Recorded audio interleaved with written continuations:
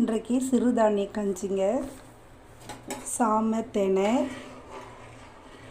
பூண்டு, சிறிது எண்ணெய் ஊற்றி அதில் சீரகம் போட்டு, பூண்டு, கருவேப்பிலை எல்லாம் போட்டு, கொத்தமல்லி தேவையான நமக்கு பிடித்த பொருளாக அதில் போட்டு தெனை, சாமை வேறு கஞ்சி காசுறங்க இன்றைக்கி.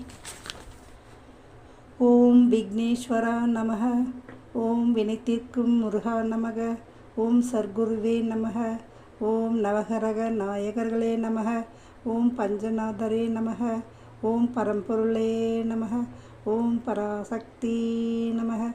ஓம் மகாவிஷ்ணு ஈஸ்வரா நமக. சரணம் சரணம். திருச்சிற்றம்பலம்.